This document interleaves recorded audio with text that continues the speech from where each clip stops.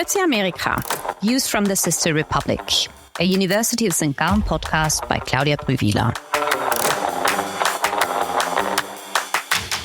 Grüezi miteinander, and welcome to a new episode of Views from the Sister Republic. Today, we're tackling a very thorny issue. And even though we've all become distracted by what has been happening in the Near East, by the race for the mayoral primaries in New York City and the recent decisions by the Supreme Court, it has only been 2 weeks at the time we're recording this episode that we were witnessing a standoff between Democrats of California and the President of the United States on the issue of migration. On the streets of California, people were protesting in LA in particular against the enforcement of deportations by the U.S. Immigration and Customs Enforcement, for short, ICE, and they were trying to protect unauthorized migrants who have become fellow citizens for them in LA. The president, by contrast, set in the National Guard and believed that it was necessary to upkeep public order. In general, migration discussions are full of polemics and also myths. Myths about belonging, myths about what is actually the problem. Is there a problem? Myths about numbers, myths about effect. Today, we are thankfully in company of a mythbuster, I would say, Kristie the Peña. Thank you so much for joining us from Washington, D.C. It's so great to be here. Thank you so much for the invitation. Kristie, you are Vice President for Policy and Director of Immigration Policy at the Niskanen Center, a think tank that is headquartered in Washington, D.C. You're originally a lawyer. You hold a JD from the University of Iowa College of Law, and you also did an LL.M. in National Security and Foreign Policy at George Washington University School of Law. What drew you into the field of migration policy? You know, it's a good question. And like many of my colleagues in this space, we've sort of come into it backwards. I came into it from a view in a kind of post 9/11 world of really looking at the intersection between national security and all of the cases that came out of the kind of post 9/11 world. And I kept thinking to myself, you know, if only lawmakers really understood what that intersection looks like, what, you know, security really should look like, what it means to be a secure nation. And over time, I ended up talking more and more about migration and less about national security because the ties, you know, at the end of the day are more tenuous than many would think. And so I have been in the immigration space now for more than a decade, and now very committed to trying to pass the kinds of reforms that people have been trying to pass in the United States for the better part of 40 years. You're now working for the Niskanen Center, which is a think tank. We do not have that many think tanks in Switzerland, also not really in the German-speaking world. What is the Niskanen Center? What party are you close to, if any, and how do you try to get your ideas into public debates and into political decision-making? Sure. So, you know, Washington, D.C. is full of what we call think tanks. They are organizations. They are often nonprofit organizations, which means that they must be nonpartisan to maintain their nonprofit status. And it means that they engage in some kind of research or analysis or advocacy or influence across the board. Despite being nonpartisan, many think tanks in DC will try to spend more time with one party or the other. DC is pretty well known as being a city of teams. You are on Team Democrat or you are on Team Republican. Niskanen is a bit more unique in our sort of heterodox approach to policy. We really try to focus more on evidence-based policy. We pull the best ideas from the right or the left. It doesn't really matter who comes up with them. And then we try to educate lawmakers about those policies. And we are named the Niskanen Center after William Niskanen, who was an American economist who was one of the architects of President Ronald Reagan's economic program. And he was a longtime chairman at the libertarian think tank Cato Institute, which some of your listeners might be familiar with.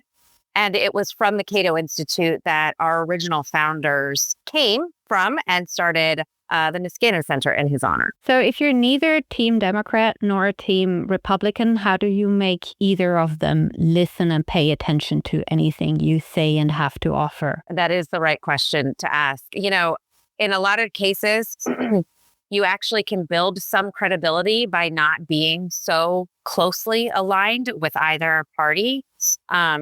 It means it's a lot about relationship building, and Niskanen is relatively unique in that not only do we have a lot of kind of research and analysis on public policy, but we also have a very heavy focus on advocacy. So our government affairs team is very large because they are working to build relationships across the aisle.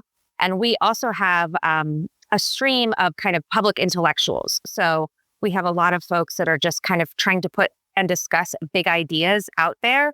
And so it gives lawmakers an additional interest in kind of the way that Niskanen sees the world and not just related to some of our kind of niche policy areas. When you are looking at the world, you're particularly looking at the borders of the United States and how the influx, the circulation of people and ideas affects the United States society and politics positively and negatively. And you've probably paid very close attention to what was happening in LA. And you probably also listened very carefully to the stories told about the encounters between ICE and the protesters, the discussions between the federal and the state and local governments.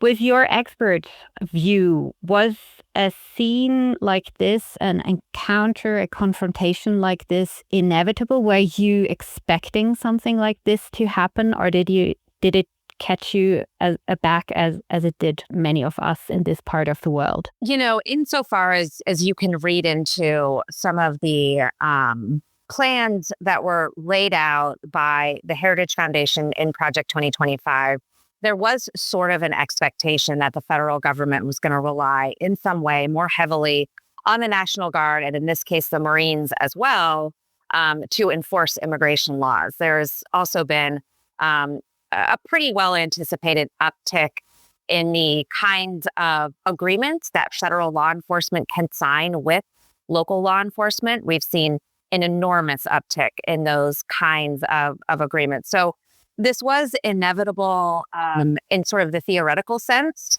but no one was really sure about where it would come to pass. You know, there was tied with, President Trump sending about 2,000 National Guard troops to LA and about 700-ish Marines to LA, a flip-flopping that was happening along with these protests. And in part, it was driven by an initial promise by the administration to, of course, deport everybody. Then that was curtailed in some way by an indication that they would not raid large farms, manufacturing, kind of the smaller businesses that are so important to the economies of California. And then again, that was reversed again. And so people were sort of left on their heels. Businesses didn't really understand when and where some of these enforcement were going to take place. And it was also a surprise to a lot of employers who use our E-Verified system, which is our employment verification system in the United States. They thought that their workers were allowed to work in their businesses, and they found out sort of the hard way that they weren't. So how can that happen? Oh, sorry. No. It's a good question. So it happens primarily because people use fraudulent Social Security numbers. And because our employment verification system really relies on an employer to look at these documents and say, these look good to me. It is not a surprise, in my opinion, that, nobody can suss out a fraudulent document even when they want to. And of course, as you probably well know, they need this labor. So they are most likely not looking extremely closely at some of these documents, even if they are well-intentioned. So if there are some issues baked into our employment verification system as it exists now that need to be remedied in the future. But all of this is sort of the backdrop to what was happening in LA. And of course, we're also seeing an uptick in the number of deportations that are happening for people that do not have a criminal background. So it is the majority of people who are being collected now don't have any criminal background. And we're starting to see that these raids on what we call sensitive locations here, like in churches, in schools, in hospitals, and in courtrooms, are collecting people with no criminal background. There was a story that came out over the weekend about, the father of 3 U.S. Marines who was tackled to the ground. There's very graphic video evidence of it. But all of this was kind of the backdrop to these protests in LA trying to say, this isn't what was promised. Even for the supporters of Trump, they're saying, this isn't what you promised us. This isn't what it was supposed to look like. We don't like this. We're seeing masked law enforcement officers with no naming, no identification. People are being put into unmarked cars. This isn't how America should be conducting these deportations. And there was clearly a lot of unrest about all of these policies kind of put together. For us here in Europe, 2 things are a bit startling. So the first thing is, how can people actually manage to build a life in the US without being authorized migrants? I mean, you have offered part of an explanation, meaning that I can, quote unquote, legally work, be e-verified as a worker if I have a fake social security number. But I doubt that everyone is actually getting one of these. But it's still strange. How can I stay in the US, have my kids in school, have them registered for public schools, etc., and this not remaining unnoticed? This wouldn't work in Switzerland. So how does this work in the US in such staggering numbers? From what I have been reading, estimates are between 11 and 13 million undocumented migrants who have been able to build a life in the US. So to understand what is happening today, you have to look back about 30 years. And 30 years ago, kind of in the post-amnesty world, there was very much an environment of kind of a wink and a nod. Many people knew that a lot more people were coming here illegally, but the labor shortages were such that nobody cared. Very briefly, when you say post-amnesty time, you mean after Ronald Reagan declared an amnesty for all undocumented migrants, right? Yes, that's exactly what I mean. Thank you for the clarification. Yes, so it was not the sort of tight borders that we see today in the United States. It was very much, kind of what we call a revolving door. We wanted people to come to the U.S. to work. They felt free to work. Then they would go home. Sometimes they would marry an American citizen. Sometimes they, would have a family in Mexico, most often, occasionally in South America. The dynamics, of course, shifted, especially post 9/11. And at that time, we had the better part of 3 decades to have a lot of people coming in who then felt like they couldn't leave because they weren't going to be able to get back to the U.S. if they wanted to. And so we really helped foster this growth of an undocumented population, which, by our estimate, is about 11 million people today. We also, have a very kind of antiquated system in that there aren't a lot of options for people who are here undocumented to regularize their status once they are here. And so even if, somebody wants to say, you know what, I want to be here legally, our laws are such that if you have already been present for, several months in a row illegally in the United States, we have what are called 3 and 10-year bars. You are barred from re-entering the United States for these periods of time. And, especially for folks with families, They don't want to leave and wait a decade before they're able to try to return legally. So all of these pieces have sort of come together that has, kind of fostered the growth of this large undocumented population.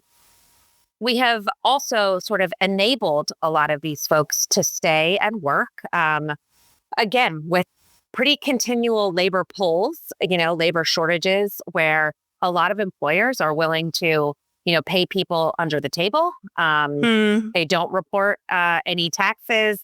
And that's how a lot of these folks are able to make a living. And in some of these very large states with large undocumented populations, people are able to get things like a driver's license. Everybody is able to send children through K through 12 schools in America, which is a burgeoning debate in the United States right now. But for now, that is the case. And so, people are really able to build a life, even if they don't have access to a lot of the kind of, goods and services that a U.S. citizen might want to access. So it was essentially a nation looking the other way because you needed the labor. And so you accepted that you had not really provided a legal path to most people who provided said labor. So if everyone is kind of, to put it a bit in a moralistic language, even though I find that not very fitting, but everyone's guilty in a way of having contributed to the problem, why do we then now see very one-sided finger pointing? Well, I don't know that it's necessarily one-sided. I think a couple of things are going on in the United States that are sort of contributing to this sort of uptick in a nation that is suddenly really reinvested in this idea of the rule of law. You'll hear that a lot from kind of both sides of the aisle.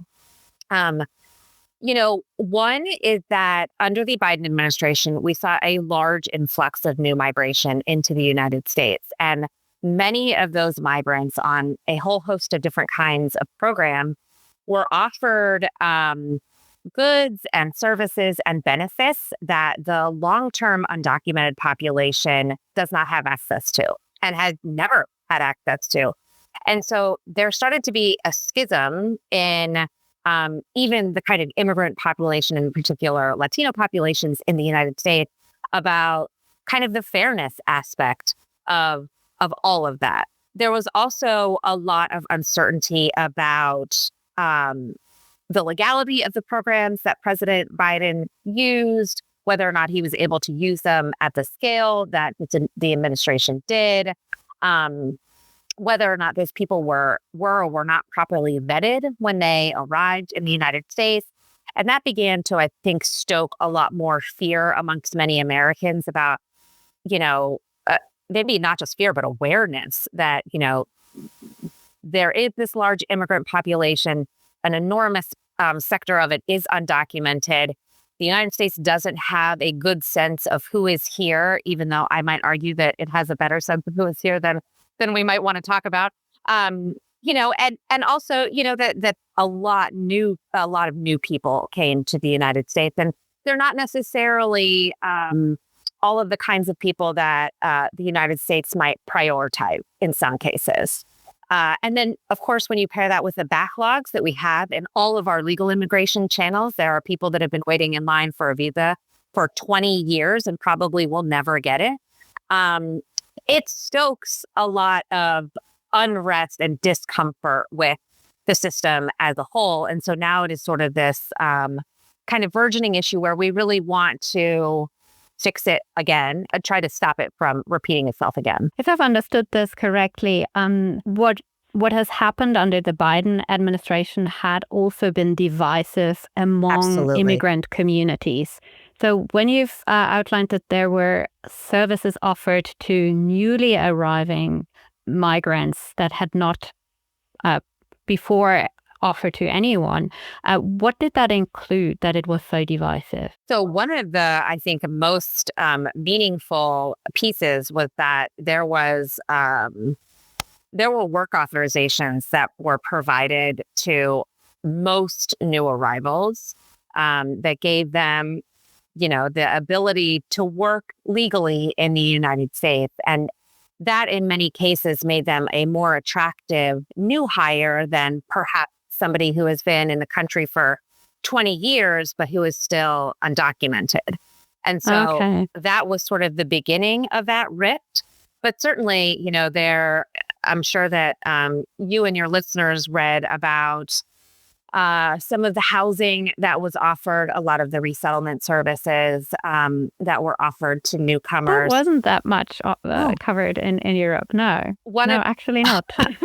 One of the kind of most famous and most divisive stories that came out was a lot of the hotels in New York City were sort of cleared out to sort of help house some of the new arrivals. And that really angered a lot of the longstanding undocumented population, but also a lot of Americans who, post-pandemic were still struggling to kind of recover from some of the economic impact of COVID in the United States.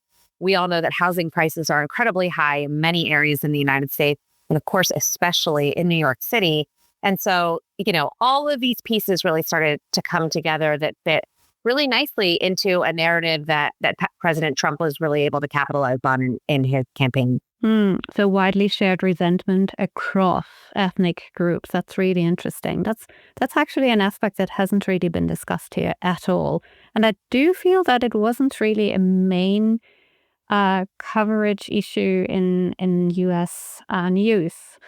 I've been wondering about the big backlog that you've mentioned when it comes to the legal paths of migration, also for people who are actually by international law entitled to seek asylum, who are battling in court or who are trying to get a court date. Why is there no will and no push to build more just capacity for that? Because it seems so elementary, but we also don't hear that as a campaign line on either side. Well, I think, there are so many cultural aspects of immigration that Americans want to talk about and hear about that most politicians don't want to talk about something as wonky as let's increase the capacity of our immigration court system. Let's talk about advancing technology so that we are not submitting huge paper applications for, asylum seekers, for instance. I myself had submitted petitions that are about, 4 inches thick worth of paper. And that is not considered large for many of these submissions. And we are still submitting many paper applications across the United States. So the problems within our judicial capacity is enormous. And to their credit, the House Republicans have put in a pretty substantial amount of money to increase that capacity in their version of the reconciliation bill that is working its way through the Senate now. The number that we last saw was about $1.2 billion to increase capacity, to hire new judges, to hire staff, to incorporate AI, to advance technology. That's something that Niskanen has been talking about for many, many, many years now. So we're happy to see that is part of this bill. But even with a lot of money, the kind of fact of the matter is that there aren't a lot of people who specialize in immigration law and then want to become immigration judges. Immigration judges in the United States have enormous caseloads. Right now, in the first Trump administration, they had quotas, which were very difficult to reach. They do not have the same kinds of powers that almost every other kind of judge has in the United States. So they are hamstrung a bit to move caseloads along. And one might argue that they probably aren't paid enough for the kinds of workloads that they have and the kinds of decisions that they are making. So there is not a lot of interest in becoming an immigration judge. So even when there has been large pushes to try to hire new judges and new staff, it's very slow going. So even with this influx of money, we will definitely see some improvement, but it is not going to be overnight. And, the problem, even that we have seen from the Biden administration to the Trump administration to the Obama administration, that as these things are very slowly improving, we are accepting more and more and more cases. And especially in asylum, we saw, an explosion of asylum applications that began 2015. So all these backlogs are just getting bigger and bigger and bigger. And that is part of the draw for a lot of asylum applicants. If you know that you are not going to get a judicial hearing for 5 to 7 years from when you file an asylum application, and you are able to work in the United States for 5 to 7 years while you wait for that court date, that is a very big draw for a lot of folks. And you do not count towards all the unauthorized migrants that have been working thanks to lack of enforcement of labor laws as well as migration laws. Last year during the campaign, Democrats tried to capitalize on the fact that the bipartisan reform bill on migration law failed. How much would it actually have changed in terms of the migration system? Because we've been waiting for decades by now for a true reform. Would that bipartisan bill had brought that long expected change? It certainly would have brought pieces of it. I think many advocates in Washington, D.C. have moved away from this idea that we can do all of these reforms at once. There were some big swings at big bill many times over in the early 2000s that just failed. And so I think the idea is that we're trying to take slightly smaller bites at the apple. And we saw some of these smaller bites in the bill that was led by Senators Langford, who was a Republican, and Senator Murphy, who was a Democrat. And it would have been the start to the rest of the conversations that need to happen. But to your point about the length of time it was taken to get any kind of reform passed, many of these lawmakers are really just out of practice for kind of talking about these issues, feeling like they can trust one another on such a divisive issue. And so from, our perspective and my perspective at Niskanen, anything at this point is better than nothing. The status quo is just so spectacularly failing that any kind of reform, no matter how small, is better than what we have today. And it is a step in the right direction for actually tackling some of these, really crucial areas that need a lot of reform. What would you say is the number one priority? What first step towards a larger reform would you want to see be taken? Well, I think most people would say, we absolutely have to tackle the security components, make sure that we have a secure border. But it does seem like President Trump, regardless of whether you support the means by which he is doing it, has sort of checked a lot of those security boxes. I think the numbers have dropped tremendously. I just checked that last year in May, there were still more than 117,000 encounters with irregular migrants. And this year it were less than 10,000 in the month of May. So it is very staggering. Yeah.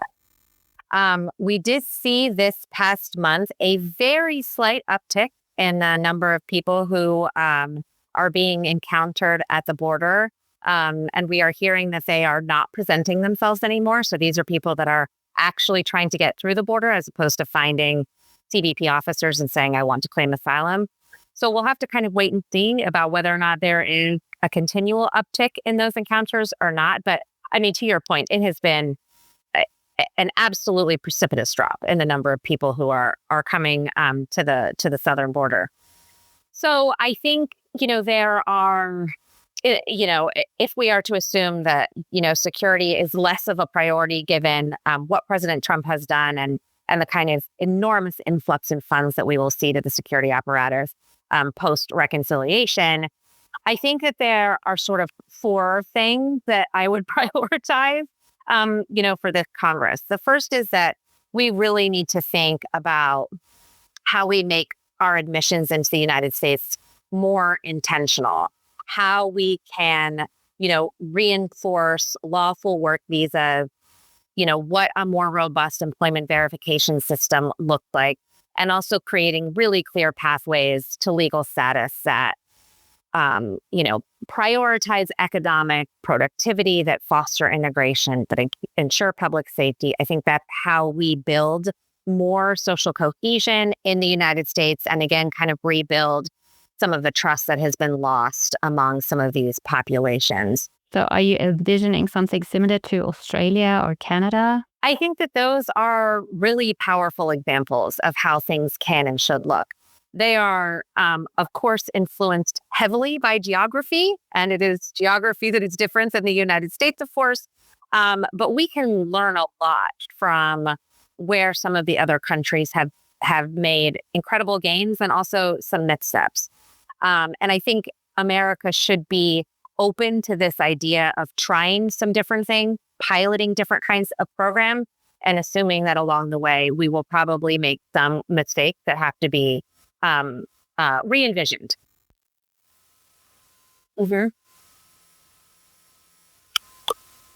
I think we really need to think about how we fortify American powers abroad, how we think about how we engage with our allies, how we recruit talent from other nations, how we can offer sanctuary, especially to dissidents that are fleeing certain kinds of regimes, and how we think about America's strategic positioning globally. I think that is a really important aspect to this. And there are lots of small pieces. Certainly, how we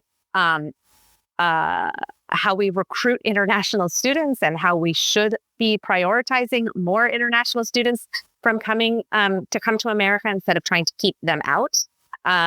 Which is currently the priority of this administration. Yes, I might tweak that a little bit and flip it on its head. But I do think that is a really important component of reform. Looking at what the administration is actually doing, you've already pointed out it has highlighted the security aspect, and you've given them credit for actually having made headway on this, that the southern border is less of an issue. The other priority it has is enforcing migration law by means of deportation, rather than actually enforcing that employers are checking whether all their employees are legally there.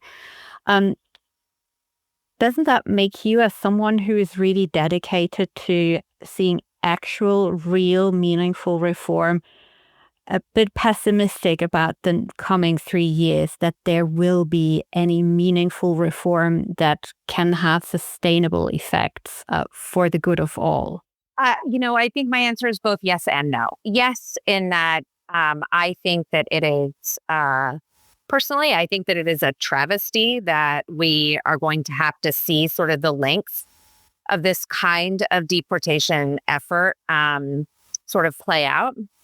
I think I will say all day and every day that I absolutely think that we should be deporting violent criminals out of the United States. I don't know many people who would disagree with that policy, but I think that invading spaces like churches and schools and hospitals and courts is counterproductive to public safety. And I also think that sort of arbitrarily picking up anybody who they think might be here illegally is deeply problematic and antithetical to our constitutional principles and values and laws.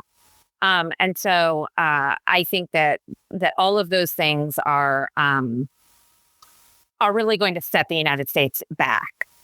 However, I also think that seeing the impacts of these policies is one of the most important inflection points for lawmakers to step in, and also Americans to really understand how important immigration is to the United States.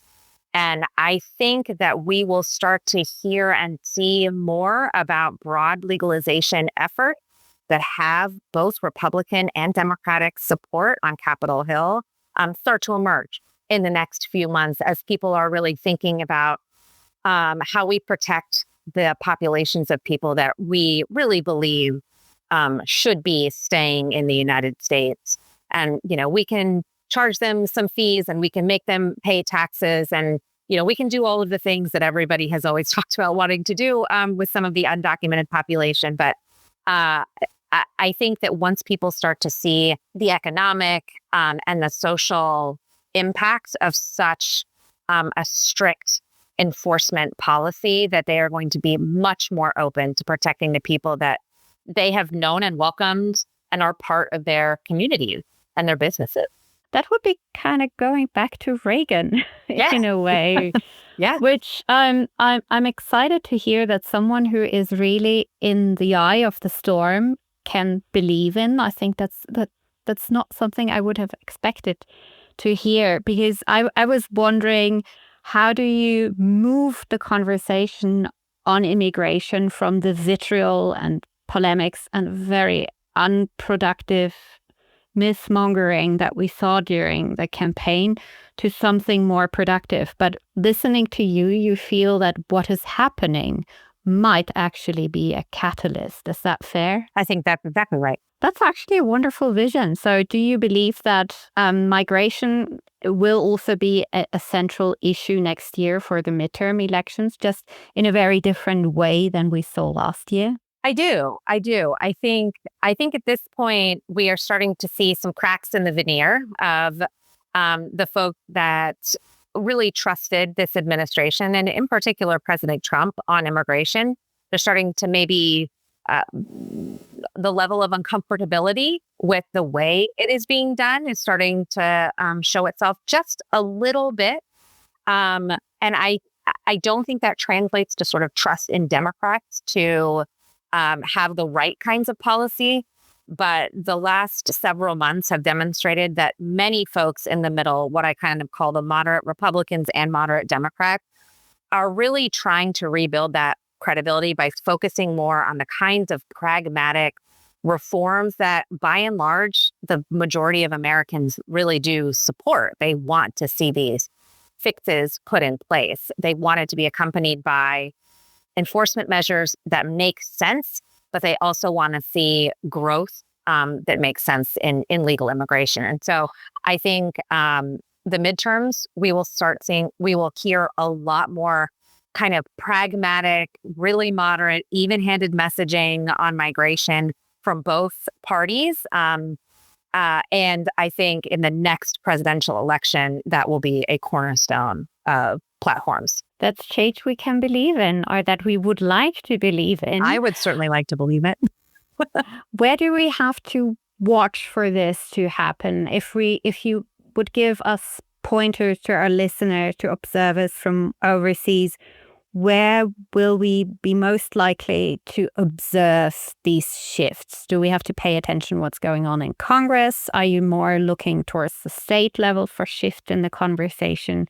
Where do we have to keep our ears open? I think it's both of those places. I would suggest to your listeners to certainly look post-reconciliation at what Republicans and Democrats are talking about as it relates to employment verification, agriculture and legalization reform, and also probably reforms on things like healthcare and immigration, which has a lot of broad bipartisan support.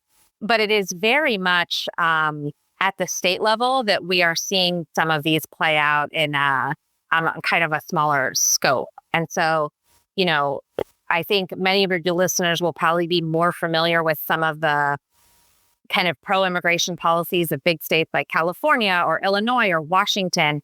I would encourage them to look at places like Nebraska and Utah and Indiana, because we are seeing a lot of the kinds of economic reform and welcoming and integration effort that I think more closely align with what Americans want to see in federal immigration policy.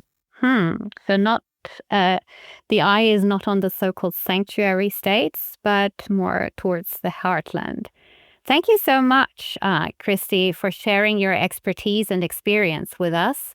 If you want to learn more about migration policy in the US, what do you recommend? Do you have any movies, books, or podcasts that we should take a listen or a look at? There are so many good books on immigration that have come out.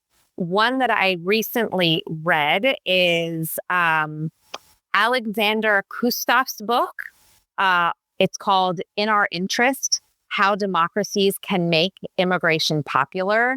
I found it incredibly illuminating for how we think and talk about immigration. And I think it applies to a lot of our friends in Europe who might be grappling with some of the same kind of social cohesion issues and how to kind of translate that into public policy. In Our Interest. Great title. Thank you so much, Kristie. And thank you so much to all our listeners. I hope you enjoyed this episode, even though it was on a very heavy subject, but it is an important one, and curious to see to what extent we really see that shift in the American discourse on migration. It's actually one of the most hopeful things I have heard in a very long time when looking across the Atlantic. So I choose to believe that we will hear and see that. Same here. And with that, thanks to everyone. Thank you, Kristie, again for joining me. And with that, I say auf Wiedersehen. Grüezi Amerika, views from the sister republic, a University of St. Gallen podcast by Claudia Brühwiler.